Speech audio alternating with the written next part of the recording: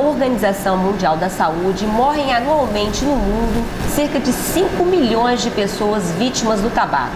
No Brasil, esse número fica em torno de 200 mil pessoas. Quem vai falar sobre o assunto é a médica Ana Lúcia Peixoto Quaresma, coordenadora do Programa de Controle ao Tabagismo em Volta Redonda. Como vai? Tudo bem? Tudo bem, Carla. E aí, apesar das várias iniciativas do governo de combate ao fumo, os números ainda são bastante preocupantes. São porque o cigarro, infelizmente, ele mata, adoece e empobrece. E quais são os avanços que as medidas do governo vêm alcançando no Brasil? O que a gente pode dizer que nesses anos, acho que tem em torno de 15 anos que o programa foi implantado, o que a gente conseguiu nesse período? Olha só, a gente começou a andar em passos de formiga. Hoje em dia a gente já está conseguindo dar passos maiores. A criação do programa de controle ao tabagismo dos municípios de todo o Brasil trouxe para perto da comunidade a informação, a sensibilização, a conscientização e mostrar que o fato de fumar é doença. É doença como é a hipertensão, como é o diabetes e tem tratamento. O tabaco é considerado, junto ao álcool, uma droga lícita. Só que, infelizmente, essa droga lícita, ela mata, ela adoece. Adoece aquele que faz uso do cigarro e adoece aqueles que convivem com o tabagista. Eu não sei se você sabe, Carlos, a fumaça do cigarro ela tem 4.730 substâncias altamente agressivas. Para citar, só para saber, por exemplo, formol. Formol para conservar cadáver, ele está no cigarro. O cádmio é um componente da bateria dos celulares, das pilhas, né? Alcalinas, está no cigarro. Veneno de rato, né? Parece veneno de rato, fósforo P4, P5, que é para matar rato, tá no cigarro. A pólvora, a nicotina, o alcatrão estão no cigarro. E as pessoas, elas não têm consciência de que aquela fumaça exalada pelo tabagista e aquela fumaça que sai da ponta do cigarro, que não foi filtrada, elas permanecem no ar por 8 horas consecutivas, num raio de 100 metros ao redor desse tabagista. Então isso é a maior perversidade que a droga, tabaco, lícita, traz para dentro de uma comunidade. Porque quem não quer fumar acaba fumando, acaba também sendo prejudicado. E acaba adoecendo, tá? E as doenças são muitas. As pessoas associam muito o cigarro ao pulmão. Então, quem fuma tem câncer de pulmão? Tem sim. 90% dos fumantes, com certeza, terão câncer de pulmão. Isso é constatado. Agora, os tabagistas também têm bronquite, tem rinite, tem otite, tem sinusite, tem câncer de estômago, tem câncer de pele, de próstata, de mama, de útero. Isso tudo ninguém vê. Agora, doutor, eu queria entender por que, apesar de toda essa informação, por que as pessoas ainda continuam fumando e surgem os novos fumantes? Olha só. O que leva as pessoas a buscar o cigarro? Apesar de tudo isso, ainda buscar o cigarro? É achar que com ele isso não vai acontecer. Isso acontece muito entre os jovens. O jovem, ele é muito ele. As coisas acontecem muito rápidas. Então, a gente tem, a Organização Mundial de Saúde diz o seguinte, que 90% dos tabagistas começam a fumar entre 10 e 19 anos. É a época de quê? De autoafirmação do adolescente, de modelar o seu perfil psicológico, né? Então ele vê como exemplo o pai que fuma, a mãe que fuma, o professor, aquela mulher bonita. Antigamente, Carla, nós tínhamos propagandas belíssimas a nível de TV, de revistas, né? De cigarro, as propagandas sempre eram atores muito bonitos, eram ligados a esporte. E o que o cigarro mostrava por trás disso tudo? Fume, você vai ter sucesso. Fume, você vai ser feliz. Fume, você vai despontar na frente de todos os outros. E o adolescente hoje em dia ainda usa o cigarro, usa a cerveja, usa a batidinha para se impor e chegar perto das meninas, fazer bonito. Então isso ainda existe? Ainda existe muito. E infelizmente o cigarro, para a nossa juventude, é o passaporte para as drogas ilícitas. Para maconha, para cocaína, para o crack. Tudo começa com um cigarrinho, inofensivo, né? E aí o que a gente tem? Muito mais grave então do que a gente imagina. É grave demais. Quando você falou da estatística de 200 mil mortes por ano, Se a gente fizer as contas e dividir esse número por dias, por horas, a gente vai chegar à seguinte constatação: morrem por hora 23 pessoas no Brasil. Morrem por dia 7 pessoas vítimas do tabagismo passivo. Não tem AIDS, não tem gripe suína, não tem dengue que mate tanto quanto o cigarro. Isso não é divulgado. Então, o que a gente está precisando fazer com relação ao tabagismo? É falar. Falar para a criança na pré-escola, falar para os alunos, falar para os adolescentes, falar para os adultos, porque eles são formadores de opinião. Eles são exemplos a serem seguidos. Então, o pai que fuma fala para o filho: faço o que eu digo, mas não faço o que eu faço. Isso não cola mais. Não cola mais, tá? O adolescente, ele interroga: mas se você está fumando, por que você vai reclamar da minha maconha? Por que você vai reclamar da minha cocaína? Por que você vai reclamar que eu estou bebendo? Você está fazendo a mesma coisa. Ana Lúcia, fala um pouco sobre a legislação. A gente avançamos. Olha só. Em 96, o Brasil passou a fazer parte de um grupo de país que cresce com relação aos cuidados com a saúde. Só que, infelizmente, nós tivemos uma lei 92/94/96 que dizia: não pode fumar em ambiente fechado. E aí acabou aquela história de fumar no avião. Fumava-se dentro do avião. Tinha o ambiente para fumantes e não fumantes. Fumava-se dentro de um ônibus, fumava-se dentro de cinema, de teatros, em restaurantes. E a lei, ela veio para alertar: não pode, porque adoece. Mas ela tem muito... essa legislação que vem avançando nesse sentido. Entre o fumante, porque o fumante passivo é aquele que sofre as mazelas do cigarro e não existe o prazer de fumar. Se é que esse prazer existe, né? E existe. Talvez seja uma dessas motivações também. Porque o que acontece? Por que a gente fala nesse prazer? Que quando o indivíduo fuma, ele estimula a liberação em massa de substâncias dentro do nosso cérebro, que é a dopamina, a endorfina, a serotonina, que nos dão aquela sensação de bem-estar e prazer. E são as responsáveis também pela dependência.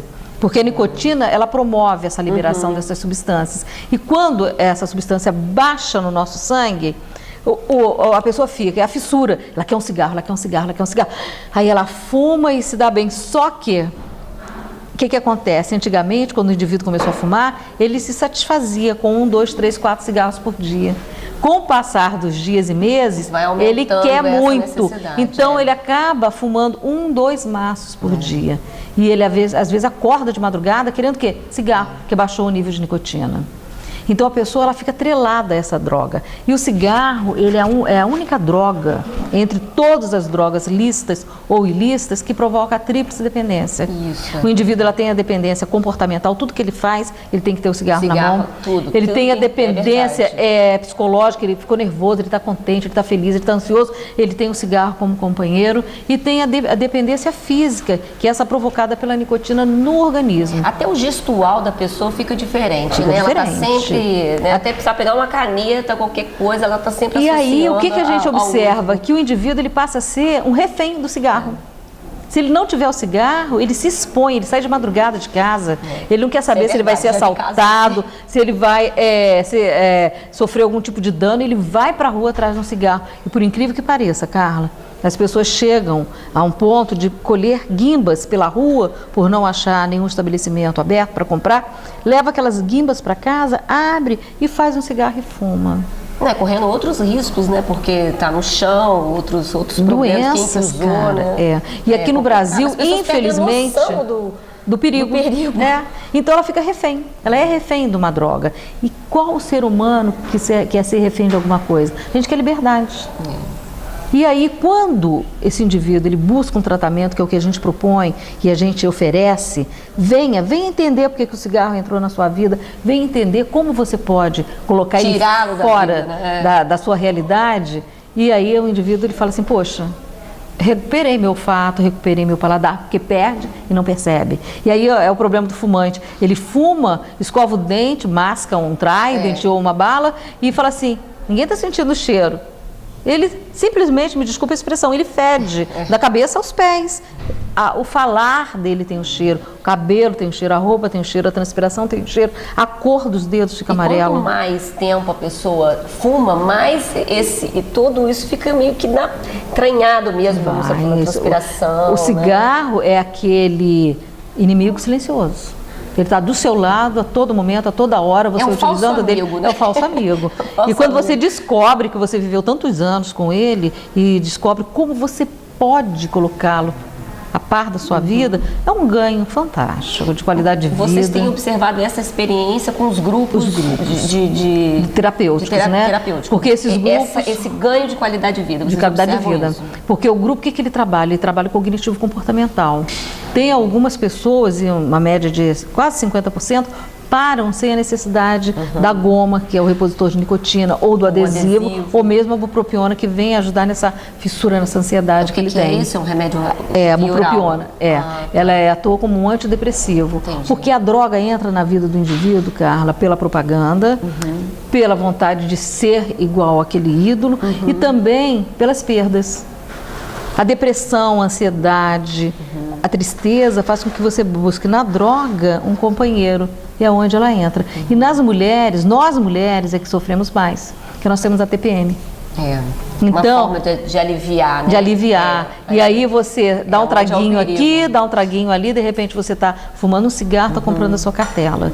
E aí E para a mulher, no aspecto da parte vascular, é mais complicado. Muito complicada. Nós temos os dois hormônios, estrogênio e progesterona, que regulam toda essa parte vascular. E engraçado que nos cigarros tem as mensagens, né? As fotos de doenças. Nem isso espanta. Não, o que espanta o homem é aquela que fala da impotência. E aí... descobriu-se que a disfunção erétil no homem, ela acontece também na mulher com a diminuição da libido. Então, uma das coisas fantásticas no grupo é o casal que fuma e vai ao grupo e eles relatam melhora da vida sexual. Tá? Então, é resgate total da qualidade de vida. Pele, parece um peeling, você faz um peeling quando você para de fumar, um peeling natural. E isso é muito bom, porque o que eles observam também? Sobra dinheiro. Eu tinha um material, até um material que você mesmo forneceu pra gente, a quantidade de coisa que você pode comprar até geladeira, bens mais caros. A gente tem experiências assim, tipo, o casal que parou de fumar, comprou a cama King Box, né? Comprou a TV de tela plana, comprou a geladeira, a máquina de lavar roupa e chega numa reunião e mostra que, olha, isso aqui é o nosso cruzeiro com Roberto Carlos. Cara, você parando de fumar, você realiza sonhos. É verdade. Tá? E são sonhos assim que, nossa, quando que eu vou fazer um cruzeiro com o Roberto Carlos? Agora vamos falar um pouco de mais um desafio, que é o marketing pesado das multinacionais do tabaco. A gente tem observado que não existe mais a propaganda da TV, mas a gente sabe que existe um outro tipo de marketing, de política dessas empresas, que é patrocinar eventos esportivos.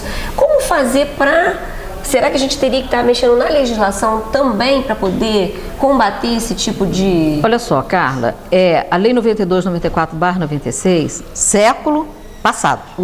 Neste século veio a Lei 5517/09, que é essa daqui, olha. Agora é lei, tá? Rio sem fumo. E essa lei, ela veio para proteger justamente quem? Nossos filhos, nossos amigos, nossos familiares, contra os malefícios do cigarro, do tabagista ativo. Nós somos tabagistas passivos.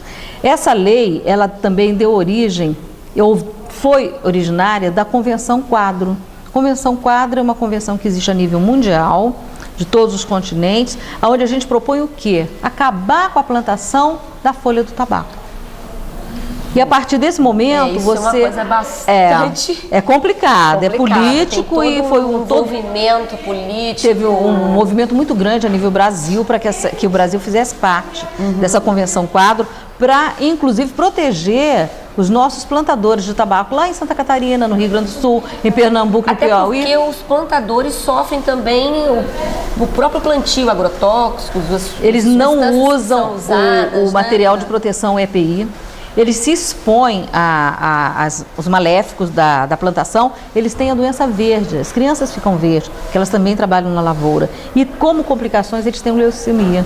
E as mulheres grávidas, leucemia, ou perdem o bebê, ou as crianças nascem com uma formação. Então não justifica dizer que se acabar com a plantio vai provocar um desemprego. Não justifica isso, porque as pessoas que trabalham são vítimas. São também, vítimas, né? Tá? E o solo, a gente fala tanto no Proteger o Planeta, esse solo que planta o tabaco, não nasce outro tipo de cultura. É monocultura mesmo, que a camada fértil, o humus, ele é detonado.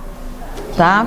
E aí veio essa lei 5517/09, que foi um boom em São Paulo, e Rio imitou, e a gente que viaja pelo Brasil vê que todos os lugares do Brasil já existe essa sensibilização. Isso foi feito para proteger as pessoas dos malefícios do tabaco, e ela envolveu também a vigilância sanitária. É uma forma de você fazer uma denúncia, ou então, de repente, você pode fazer a vigilância sanitária, ela tem esse poder. Tem esse poder. O que foi feito? A gente não pode cobrar de quem não tem de direito conhecimento. Foi feita uma sensibilização em todos os estabelecimentos comerciais, aos donos, né, dos estabelecimentos, mostrando que essa lei ela é protetiva. Agora, a partir do momento que o cliente ele resolve fumar nesse ambiente, quem vai ser sancionado é o dono do estabelecimento. Ele vai pagar multa. Então esse dono ele tem que chegar e falar: Carla, por favor, não fume. Mexe no bolso, né? Aí as pessoas também. E com isso foi uma forma das empresas o indivíduo não fumar, porque ele tem que sair do seu local de trabalho, que acabaram os fumódromos por conta da agressão ambiental nesse raio de 100 metros, né? Então acabaram os fumódromos, o indivíduo ele tem que se deslocar do local de trabalho por 100 metros para fumar o seu cigarro. As empresas elas começam a ter um outro tipo de política de contratação, até fazendo até uma restrição no RH. Pelo período que ela vai ficar ausente do ambiente de trabalho, né? E uma forma também de pressionar. De pressionar. E com isso a procura para a cessação do tabaco foi muito grande. Então Volta Redonda hoje em dia ele tem 28 unidades funcionando. Então a pessoa vai ao seu bairro e... São 28 unidades. São 28 unidades funcionando. Nós temos aqui em Volta Redonda... Os postos, né? Postos, né? São as unidades básicas de saúde, nos programas de saúde da família. Nós temos aqui em Volta Redonda, lá na Associação de Aposentados, um grupo noturno.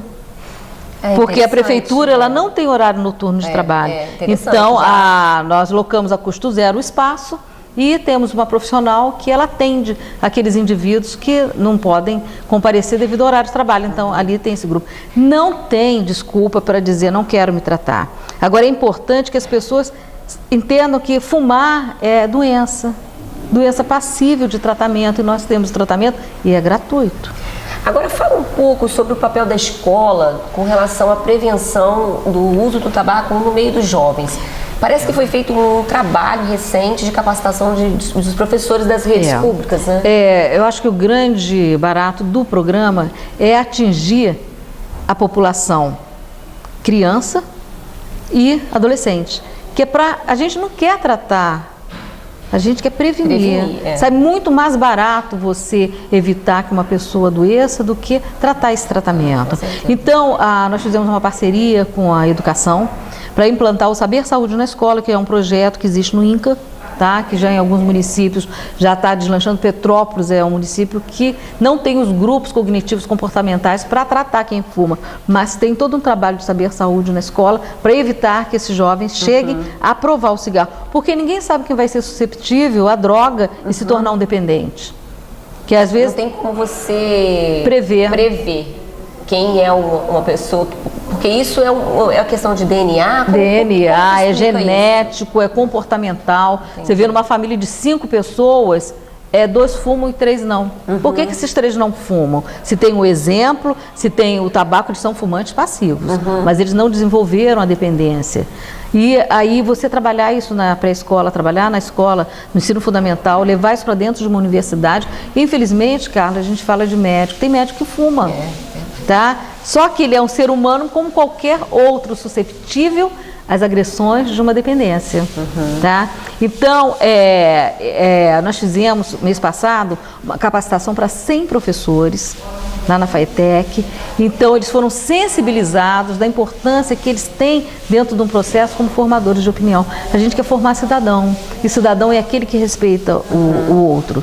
Então, a gente fala muito assim, o seu direito de fumar termina quando começa o meu direito de respirar um ar puro. Isso é cidadania. Isso a gente aprende na escola. Porque existe até um debate em torno da questão da liberdade. Eu tenho direito de fumar, então, se eu tenho direito de fumar, então existe um pouco com relação até às leis.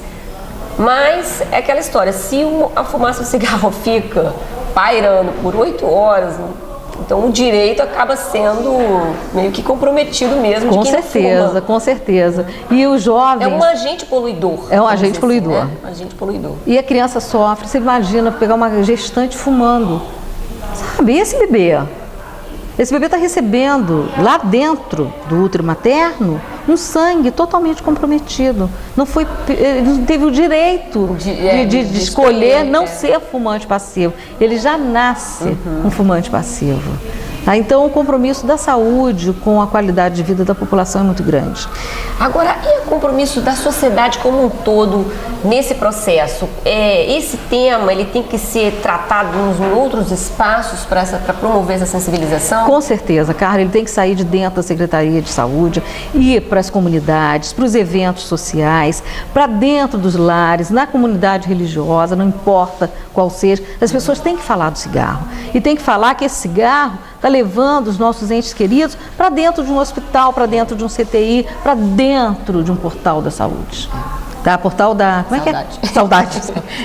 A saúde vai ficar na saudade. Saúde vai porque, ficar na saudade. Infelizmente, a gente tá aí, morrem 23 pessoas por dia vítimas do tabagismo passivo. E aqui em Volta Redonda, o programa de tabagismo, ele faz uma interface com o programa de saúde da criança, do adolescente, do idoso, da saúde da mulher, da saúde do homem, do diabetes, da hipertensão. E a gente não tem como não desvincular o tabagismo dos outros programas, porque fazer saúde é falar, cigarro faz mal.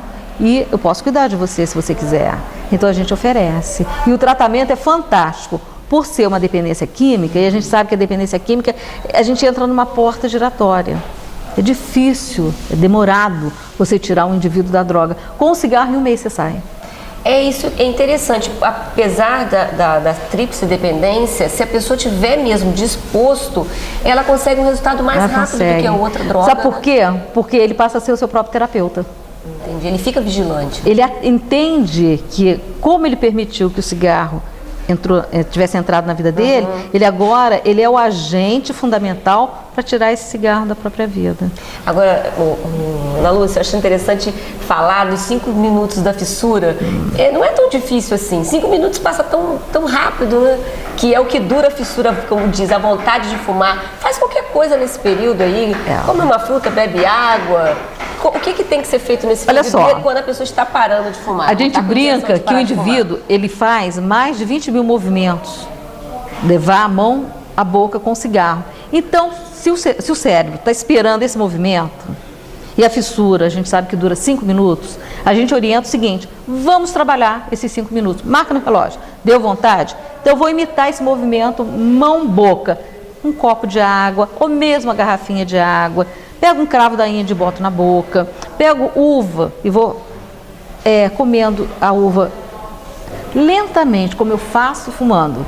É o pedacinho da laranja, as lasquinhas de gengibre. Poxa, eu já fiz isso tudo. Vai lá, escova o dente, pega aquela bala house preta, bota na boca, bebe água. Você sai dali, pronto, a vontade passou. Ela vai voltar? Vai. Aí você faz tudo isso de novo. Então, e a vontade vai a pessoa consegue. Consegue. Por isso que a gente fala que o programa do tabagismo, você tenta passar para o indivíduo que ele é o seu próprio terapeuta, ele vai se curar. E ele tem artifícios para lançar a mão. E aí ele vai entendendo que essa vontade, ela vai cada vez distanciando e voltando com menor intensidade. Aí ele vai se hidratando e ele vai sentir os benefícios, porque a pele ela fica mais viçosa. Ele começa a resgatar o olfato e o paladar. Lúcia, quem quiser parar, então, tem algum número que a pessoa possa ligar, ou ela vai direto na sua unidade de saúde, no posto? O que ela tem que fazer para as pessoas que querem parar de fumar? Direto na sua unidade de saúde, tá? Ela já vai munida de CPF, carteira do SUS, cartão SUS, e um comprovante de residência. Tá? Por que a gente pede isso? Porque os agentes comunitários já te conhecem. Então, todos eles foram capacitados para te ajudar. De repente, o agente vê você mexendo na bolsa, pegando cigarro, ele vai chegar... Aqui, você ouviu aquela reportagem, você viu aquele filme, vai distrair a sua vontade de fumar. Ele já sabe o que ele pode fazer para te ajudar. E aí o indivíduo, ele entra no programa, ele é acolhido, ele passa por uma anamnese, ele é introduzido num grupo e durante 4 ou 5 semanas ele aprende, com cartilhas que vem do INCA, a entender o mecanismo do fumar e do parar. Entendi. E durante 1 ano esse indivíduo é acompanhado. E ele vai receber a medicação, porque todo mundo vai atrás do remédio. A doença tem remédio. Só que esse remédio pode ser mudança de hábito.